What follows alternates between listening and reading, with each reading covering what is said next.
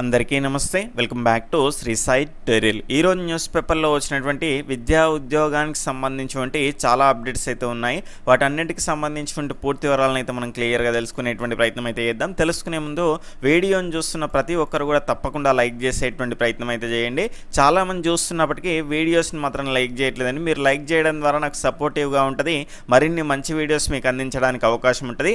కొత్తగా చూస్తున్న వాళ్ళు ఎవరైనా ఉంటే టెట్ డిఎస్సికి సంబంధించినటువంటి మిగిలినటువంటి పోటీ పరీక్షలకు సంబంధించినటువంటి ఫ్రీ క్లాసెస్ మరియు డైలీ లైవ్ టెస్ట్లు అనేవి పొందాలి అనుకుంటే కనుక ఈ వీడియో క్రింద ఉన్నటువంటి సబ్స్క్రైబ్ బటన్ని క్లిక్ చేసుకొని పక్కన ఉన్నటువంటి ఆల్ నోటిఫికేషన్ బెల్ ఐకాన్ని క్లిక్ చేసేటువంటి ప్రయత్నం అయితే చేయండి. ఈ వీడియో యొక్క టైటిల్ మీద క్లిక్ చేశారనుకోండి, ఈ రకంగా డిస్క్రిప్షన్ అనేది ఓపెన్ అవుతుంది. ఇందులో కనుక చూసుకుంటే మన గ్రూప్స్ యొక్క లింక్స్ అన్నిటి ఉంటాయి. అందులో రెగ్యులర్గా డైలీ 2-3 రకాల న్యూస్ పేపర్లో వచ్చినటువంటి ముఖ్యమైనటువంటి ఎడిటోరియల్స్కి సంబంధించిన పీడిఎఫ్స్ అనేటివి రెగ్యులర్గా మీకు అందిస్తూ ఉంటాం. కాబట్టి ఇంకా ఎవరైనా జాయిన్ అవ్వని వాళ్ళు ఉంటే తప్పకుండా జాయిన్ అయ్యేటువంటి ప్రయత్నం అయితే చేయండి. ఇక లేట్ చేయకుండా మన యొక్క మొదటి అప్డేట్లోకి అయితే వెళ్ళిపోదాం.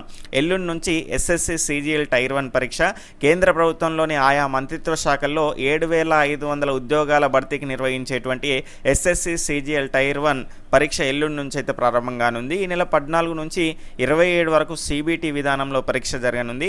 దక్షిణాది రాష్ట్రాల నుంచి 3 లక్షలకు మందికి పైగా అభ్యర్థులు అయితే దరఖాస్తు అయితే చేసుకున్నారని కమిషన్ పేర్కొంది. తెలుగు రాష్ట్రాల్లో 13 కేంద్రాల్లో పరీక్ష జరగనుంది. ఇప్పటికే పరీక్షకు సంబంధించిన హాల్ టికెట్లు కూడా విడుదలయ్యాయి. వీటికి అప్లై చేసుకున్న వాళ్ళు ఎవరైనా ఉంటే దానికి సంబంధించిన అప్డేట్స్ని చూసుకునే ప్రయత్నం అయితే చేయండి. నెక్స్ట్, ఓయూలో కొత్తగా బీబీఏ ఆనర్స్ కోర్సు ఈ ఏడు నుంచి 3 ఏళ్ల బ్యాచిలర్స్ ఆఫ్ బిజినెస్ అడ్మినిస్ట్రేషన్కి సంబంధించిన కోర్సుకు అదనంగా 4 ఏళ్ల బీబీఏ ఆనర్స్ కోర్సును అయితే ఓయూ ప్రవేశపెట్టింది. ఈ కోర్సుకు అఖిల భారత సాంకేతిక విద్యా మండలి అనుమతి అయితే ఇచ్చింది.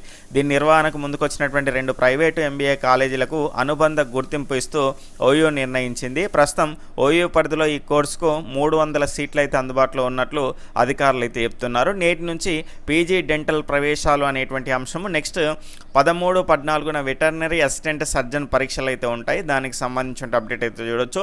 నెక్స్ట్ మనకు టీచర్ల బదిలీలు పదోన్నతులకు తపస్ విజ్ఞప్తి.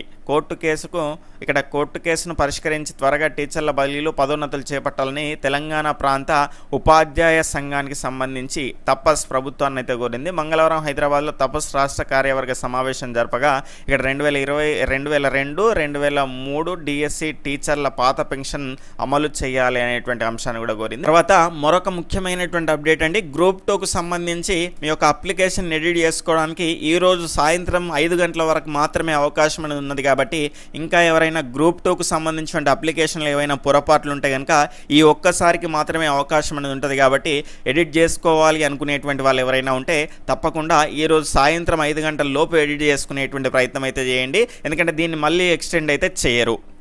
తర్వాత మళ్ళీ వాయిదా పడిందండి టీచర్ల బదిలీలకు సంబంధించిన కేసు అనేది. టీచర్ల బదిలీలు పదోన్నతుల కేసు ఇక్కడ వాయిదా పడినటువంటి టీచర్ల బదిలీల పదోన్నతుల కేసు 18 వరకు స్టే పొడిగిస్తూ హైకోర్టు ఉత్తర్వులు. టీచర్ల బదిలీలు పదోన్నతుల కేసు మరోసారి వాయిదా పడింది. ఈ నెల 18 వరకు బదిలీలు పదోన్నతులపైన స్టే పొడిగిస్తూ హైకోర్టు కేసును అయితే వాయిదా వేసింది. టీచర్ల బదిలీలు పదోన్నతులకు సంబంధించినటువంటి జీవోను ప్రభుత్వం విడుదల చేసినటువంటి విషయం తెలిసిందే. ఇందులో స్పౌస్ బదిలీలు కూడా ఉన్నాయి. అయితే టీచర్ల బదిలీల నిబంధనలు రాజ్యాంగ విరుద్ధంగా ఉన్నాయని గుర్తింపు పొందినటువంటి ఉపాధ్యాయ సంఘాల ఆఫీసు బేరర్లకు అదనపు పాయింట్లు ఇవ్వడం విరుద్ధమని హైకోర్టులో పలువురు ఉపాధ్యాయులు పిటిషన్ దాఖలు చేశారు. బదిలీలకు సంబంధించిన అధికారం అధికారులకు ఉండదని, చట్టసభలకు ఉంటుందని పిటిషన్లో పేర్కొన్నారు. ఇక్కడ ఇవేమీ లేకుండా ప్రభుత్వం జీవో రూపంలో నిబంధనలు తీసుకొచ్చిందని బాధిత సంఘాలు అయితే అంటున్నాయి. అయితే దీనిపైన విచారణ జరిపినటువంటి కోర్టు స్టేను కొనసాగిస్తూ కేసును వాయిదా వేసింది. ఇప్పటికే ఈ కేసును పలుమార్లు వాయిదా పడుతూ వస్తుంది. ఈ నేపథ్యంలో మంగళవారం తాజాగా ఈ కేసు విచారణకు రావడంతో ఈ నెల 18 వరకు కేసునైతే ఇక్కడ కోర్టు అయితే కొనసాగిస్తూ దీని యొక్క స్టేను వాయిదా అయితే వేసింది. కేసు మరోసారి వాయిదా పడడంతో టీచర్లు ఆందోళనలో ఉన్నారు. టీచర్లతో పాటు ఇక్కడ డిఎస్సికి సంబంధించిన అభ్యర్థులు కూడా తీవ్రమైనటువంటి ఆందోళనలో ఉన్నారు. ఎందుకంటే దీనికి ముడిపెడుతున్నారు కాబట్టి ప్రతిసారి. మరో ముఖ్యమైనటువంటి అంశం అండి, ఎందుకంటే చాలామంది పేరెంట్స్ అయితే మన యొక్క ఛానల్ అయితే వీక్షిస్తారు కాబట్టి ఖచ్చితంగా పిల్లల్ని వాళ్ళు జాగ్రత్తగా చూసుకుంటారు. కానీ మరింత జాగ్రత్తగా చూసుకోవాల్సినటువంటి అవసరం ఉంది అని తెలియజేసేటువంటి ఒక ఆర్టికల్ అనేది మీ ముందరికి తీసుకురావడం జరిగింది. చాలా రోజుల నుంచి అయితే ఇది మీ ముందరికి తీసుకొద్దాము అనుకుంటున్నాను, ఒక 3-4 రోజుల నుంచి, కానీ గుర్తుండట్లేదు. ఈరోజు ఖచ్చితంగా తీసుకురావాలి అనేటువంటి ఉద్దేశంతో ఇది తీసుకొని రావడం జరిగింది. ఇక్కడ బడి వాహనం కింద పడి బాలుడి దుర్మరణం ఎంత చక్కగా ఉన్నాడు చూడండి. బడికి వెళ్ళినటువంటి అన్నయ్య తిరిగి వచ్చాడని సంబురంగా స్కూల్ వాహనం వద్దకు పరిగెత్తినటువంటి బాలుడు అంతలోనే విగత జీవిగా మారాడు. చోదకుడు బాలుడిని గమనించకపోవడంతో ముందు చక్రం కింద పడి చనిపోయాడు. ఈ విషాద ఘటన బుధవారం రెబ్బెన మండలంలోనైతే జరిగింది. అయితే వాళ్ళకు ఇద్దరు కొడుకులండి. పెద్ద కొడుకు కనుక చూసుకుంటే నిహాన్ అదే గ్రామంలో ఓ ఆంగ్ల మాధ్యమ ప్రైవేటు పాఠశాలలో నర్సరీ చదువుతున్నాడు. బుధవారం నిహాన్ పాఠశాల వాహనం అంటే టాటా మ్యాజిక్లో చూసుకుంటే బడికి వెళ్ళాడు. సాయంత్రం తిరిగి ఆ వాహనం ఇంటి ముందుకు వచ్చింది. వాహనం చప్పుడు విన్నటువంటి తమ్ముడు అంటే అన్నొచ్చిండని తమ్ముడు టిల్లి 23 నెలలు మాత్రమే ఇంటి నుంచి పరిగెత్తుకుంటూ బయటకు వచ్చాడు. అప్పటికే తల్లి కొడుకు తల్లి కొడుకు నిహాన్ను అంటే పెద్ద కొడుకుని వాహనం నుంచి అయితే దించి ఇంట్లోకి తీసుకెళ్ళగా బాలుడు టిల్లు వాహనం ముందుకు వెళ్ళిండు. అంటే చిన్న కొడుకు తల్లి వచ్చి ఇక్కడ పెద్ద కొడుకుని తీసుకుపోదామని వచ్చిండండి. పెద్ద కొడుకుని ఈమె దించేసింది.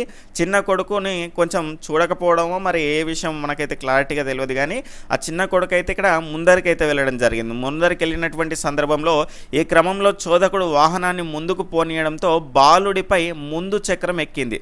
సమీపంలో ఉన్నటువంటి తాత మొండయ్యతో పాటు పలు కుటుంబీకులు సభ్యులు బాలుడిని టైర్ కింద నుంచి బాలుని బయటికి తీసి హుటాహుటిన బెల్లంపల్లి ప్రభుత్వ ఆసుపత్రికి తరలించారు. అప్పటికే టిల్లు మృతి చెందినట్లయితే చెప్పడం జరిగింది. చాలా బాధాకరమైనటువంటి అంశం అండి. ఎందుకంటే ఈ స్కూల్ వాహనాల కింద పడైతే చాలామంది పిల్లలైతే చనిపోతున్నారు ఈ రకంగా. కాబట్టి ఖచ్చితంగా స్కూల్కు పంపించేటువంటి సందర్భంలో, తీసుకొచ్చేటువంటి సందర్భంలో, మరి ఏ ఇతరమైనటువంటి సందర్భంలోనైనా పిల్లల్ని చాలా జాగ్రత్తగా చూసుకోవాల్సినటువంటి అవసరం అనేది ఉంటుంది. కాబట్టి సెకండ్ల వ్యవధిలో ఇలాంటి ఇబ్బందులు అనేటివి వస్తాయి. కాబట్టి ఖచ్చితంగా కంటికి రెప్పలా చూసుకోవాల్సినటువంటి అవసరం అయితే ఉంటుంది.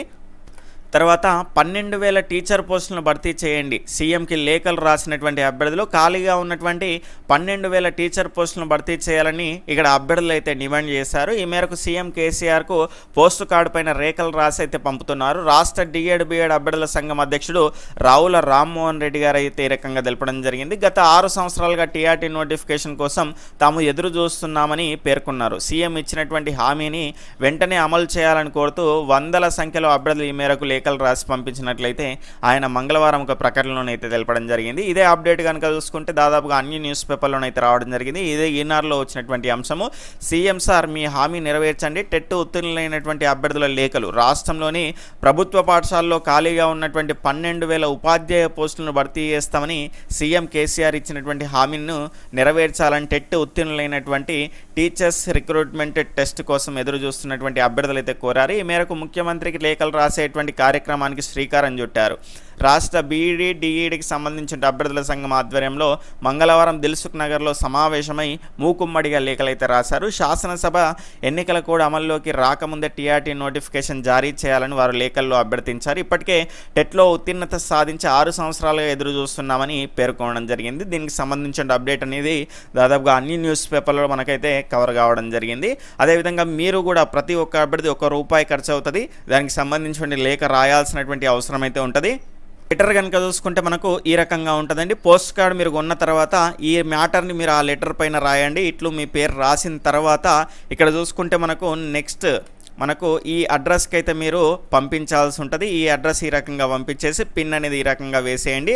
ఫ్రమ్ అడ్రస్ కూడా మీరు రాయండి. మీ యొక్క అడ్రస్ అనేది రాసేసి ఇక్కడ టు అడ్రస్ అనేది రాస్తే ఈ అడ్రస్కి అయితే వెళ్తుంది. కాబట్టి ప్రతి ఒక్కరూ కేవలం ₹1 ఖర్చుతోనే అయిపోతుంది. కాబట్టి మీ ఇంటి దగ్గర నుంచి చేసేటువంటి పని. కాబట్టి మనం ఇంట్లో కూర్చొని డిఎస్సి రావాలి అనుకుంటే కనుక వచ్చేటువంటి పరిస్థితులు కనిపిస్తలేవు. కాబట్టి మనకు సెప్టెంబర్ అక్టోబర్లో ఎన్నికలు సమీపిస్తున్నటువంటి సందర్భంలో ఖచ్చితంగా మనవంతు ప్రయత్నంగా ప్రతి ఒక్కరు కూడా లేఖలు రాయాల్సినటువంటి అవసరం అయితే ఉంటుంది.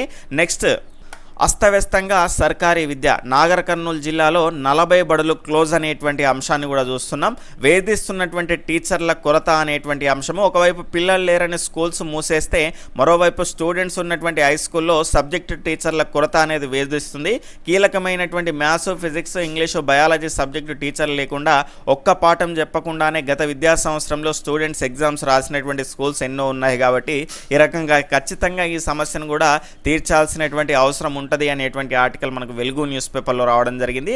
100 స్కూళ్లలో భారీగా తగ్గిన స్టూడెంట్స్, విద్యార్థులు ఉన్నటువంటి పాఠశాలలో టీచర్ల కొరత, డిప్యుటేషన్ల కోసం మంత్రి ఎమ్మెల్యేల పైరవీలు అనేటువంటి అంశాన్ని అయితే చూస్తున్నాము. నెక్స్ట్ మనకు ఇక్కడ టీచర్ల కోసం రాస్తారోక చేస్తున్నటువంటి స్టూడెంట్స్, పేరెంట్స్. టీచర్ల కోసం స్టూడెంట్స్ ఆందోళన, ఉన్నోళ్లను వేరే చోటుకు పంపినటువంటి ఆఫీసర్లు, హత్నూరా సిరిపుర రోడ్డు పైన ధర్నా, మద్దతు తెలిపినటువంటి తల్లిదండ్రులు అనేటువంటి అంశాన్ని అయితే చూస్తున్నాం. అక్కడ ఉన్నటువంటి టీచర్లను డిప్యుటేషన్ పైన వేరే చోటుకి పంపడం ద్వారా అక్కడ ఇబ్బంది అవుతుంది అనేటువంటి ఉద్దేశంతో ఈ రకంగా ధర్నా అయితే చేపట్టడం జరిగింది.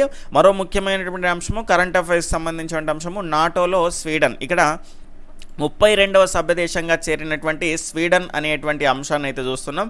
గతంలో మనకు 31 సభ్యదేశంగా ఇక్కడ ఫిన్లాండ్ అయితే చేరడం జరిగింది. దానికి సంబంధించిన ప్రశ్న అనేది దాదాపుగా అన్ని పోటీ పరీక్షల్లో రెగ్యులర్గా రిపీట్ అవుతూ వచ్చింది కాబట్టి కొత్తగా ఇప్పుడు 32వ దేశంగా స్వీడన్ అయితే చేరింది కాబట్టి ఖచ్చితంగా ప్రతి అంశాన్ని మీరు క్లియర్గా తెలుసుకునేటువంటి ప్రయత్నం అయితే చేయండి.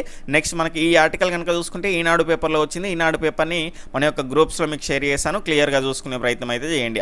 ఆ 4 గంటల్లో ఏం జరిగింది అనేటువంటి అంశానికి సంబంధించి ఇందిరాగాంధీ చివరి క్షణాలను వివరించినటువంటి వైద్యుడు, పుస్తకం రాసినటువంటి అప్పటి ఎయిమ్స్ కార్డియాలజీ విభాగాధిపతి వేణుగోపాల్ అనేటువంటి అంశాన్ని అయితే చూస్తున్నాం. ఆ పుస్తకం కనుక చూసుకుంటే హార్ట్ ఫెల్ట్ అండి. ఇక్కడ వేణుగోపాల్ అయితే రాయడం జరిగింది, క్లియర్గా చూసుకునేటువంటి ప్రయత్నం అయితే చేయండి. నెక్స్ట్ ఈనాడుకు సంబంధించినటువంటి ప్రతిభలో కనుక చూసుకుంటే మనకు ఈరోజు ఒక పేజీలో కనుక చూసుకుంటే మనకు సాంస్కృతిక చరిత్ర, తెలంగాణకు సంబంధించినటువంటి సాంస్కృతిక చరిత్రకు సంబంధించినటువంటి అప్డేటు, దాని తర్వాత ఇక్కడ బయాలజీకి సంబంధించినటువంటి బిడ్ బ్యాంక్ అయితే ఇచ్చారు. నెక్స్ట్ సెకండ్ పేజీలో కనుక చూసుకుంటే మనకు ఇక్కడ ఇండియన్ పాలిటీకి సంబంధించిన కొన్ని అంశాలు, ఇంగ్లీష్ వర్షన్లో బ్యాంక్ ఎగ్జామ్ స్పెషల్లో భాగంగా కొన్ని ముఖ్యమైనటువంటి అప్డేట్స్ అయితే ఉన్నాయి. ఈ రకంగా ఈరోజు న్యూస్ పేపర్లో వచ్చినటువంటి విద్యా ఉద్యోగ సమాచారం అయితే ఉంది. ఇది మీకు ఉపయోగపడింది అనిపిస్తే కనుక ఖచ్చితంగా మీ యొక్క ఫ్రెండ్స్కు షేర్ చేసేటువంటి ప్రయత్నం చేయండి. బాయ్, టేక్ కేర్, జై హింద్.